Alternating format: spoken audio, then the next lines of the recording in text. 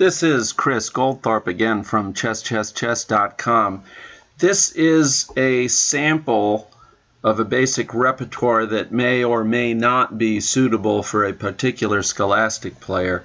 This is aimed at a player so new to chess that they've never really considered putting together an opening repertoire on their own. So this is one that you might, as a chess teacher, help somebody with. It's just a sample of an opening repertoire. So certainly I don't suggest that this is appropriate for all of your students. So I'm starting with e4. We know that in scholastic play e5 is almost always what you find. The Sicilian defense is probably the next most likely as kids get over 1300 and they start finding more adept opponents. Knight f3 is good either way. d6. Now, if this person is brand new to playing chess, I know there's going to be a lot of controversy about this, but you can always have them play a closed King's Indian attack style against the Sicilian, especially against stronger players for now. And this is a sample way of playing. Also, they have a simple position to aim for, and it's very unlikely that black's going to be able to do anything to get white into unfamiliar territory with that approach. Now, we also have the French defense. This is another of the slightly less common moves that we see from black. So, naturally, d4, because we can, and the French is almost always succeeded with this move. Okay, I am recommending the Tirage. A lot of trainers like new players to play the advanced variation and then try to play some gambits, but I think knight to d2 is good enough. c5 is allegedly best, but we have this open e-file, so e4 players may get an open game, which is more what they wanted, and the French defense player is getting a little bit open of a center, which is possibly not what he or she wanted. Okay, now let's suppose black plays knight f6 instead. Okay, remembering this came from the French defense. d4, d5, knight d2, the Tirage variation. Okay, let's say he plays knight f6 instead of c5. Then, of course, we're going to get this move in. And black's knights are not really poorly placed after he plays this pawn to c5 and puts this knight on c6.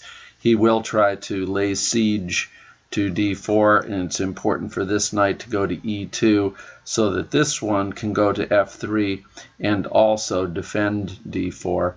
Black may have his pawn attacking d4, his queen, and his knight, so white will have to be prepared for that. But otherwise, white has more space and usually can plan to attack on the king side, even if black castles queen side.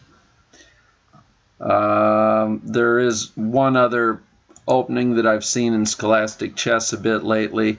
I'm trying to keep this opening repertoire contained to only the most common moves. Your students will have a chance to learn other things as they encounter them. And the queen goes back. Now, it is true that black has another variation. He can play the knight f6 line. And then I say for white, the simplest is let him have the pawn back. Material is equal now, and then develop another piece. So, we'll normally, in scholastic chess, after playing e4, be dealing with e5. So I recommend that you play knight f3. You probably should prepare your students for how to defend against the player who plays queen h5 and who wants to go for a real quick checkmate. Kids who are completely unaccustomed to that may play g6 and immediately lose a rook, but it is something that they can easily be prepared for. Knight c6, guarding the pawn. Of course, black could play the Petrov. I don't ever see kids playing the elephant gambit or this gambit, the Latvian gambit. I never see it. I also don't see Philidor's defense, hardly ever. So, knight f6 is the only alternative to this main line that we see with any frequency. And I'm going to recommend d4 for beginning players. It usually has some good results. Knight takes e4, and then he develops another piece. He brings a pawn up, so we take, and if he goes here, we can trade. It's okay.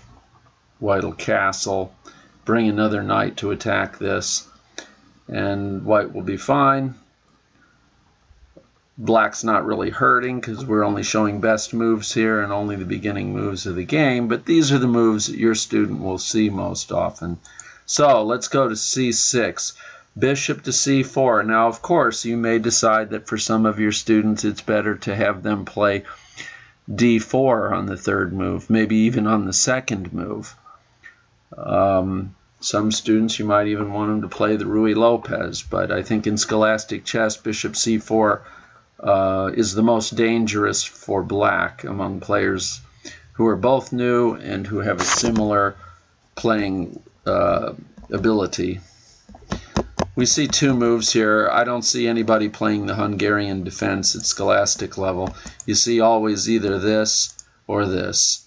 So I'm going to handle the two knights defense here first.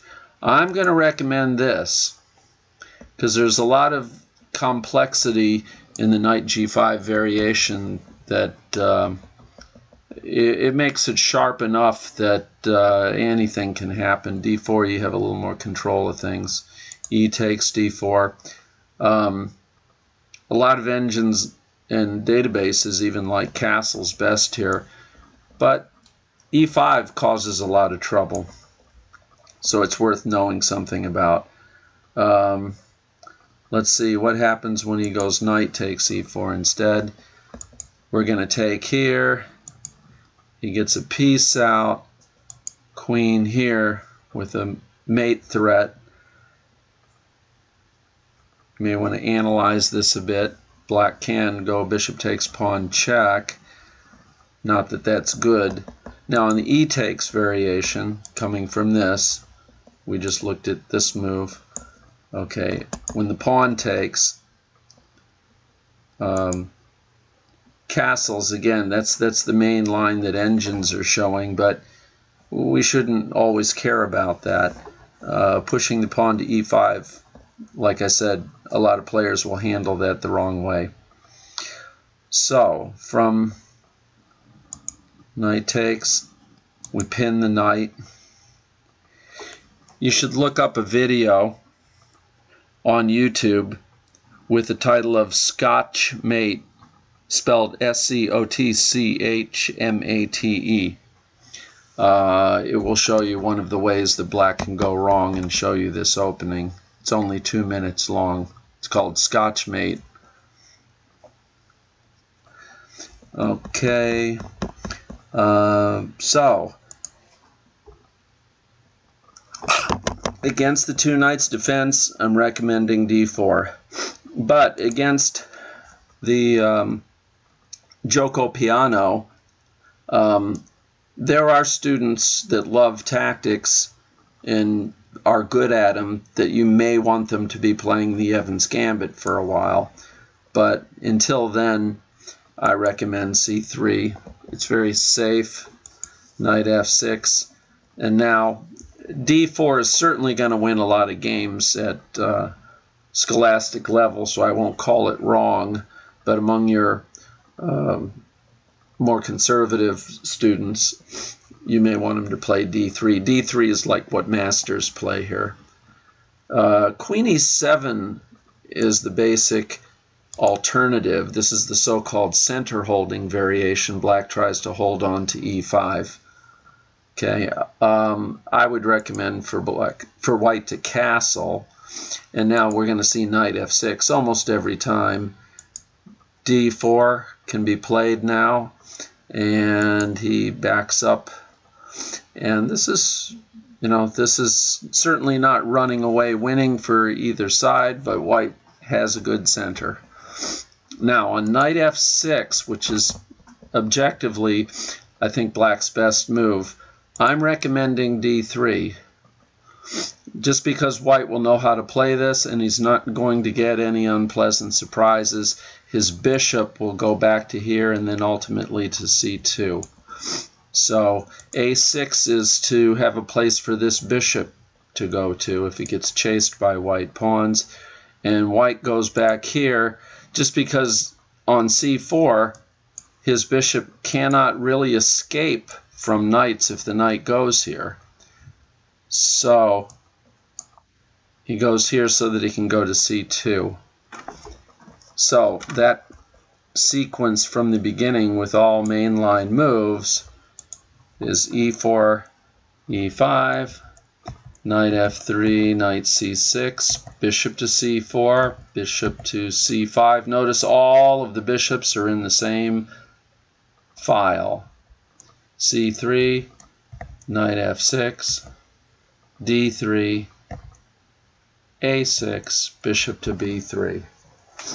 So this is certainly not comprehensive by any means, and it's certainly not going to be appropriate for all of your students, but it's a sample of an opening repertoire that's not sacrificing too much to simplicity, but is still simple enough for your students to play without getting themselves in trouble in the opening. Good luck. Again, this is Chris Goldthorpe from chesschesschess.com.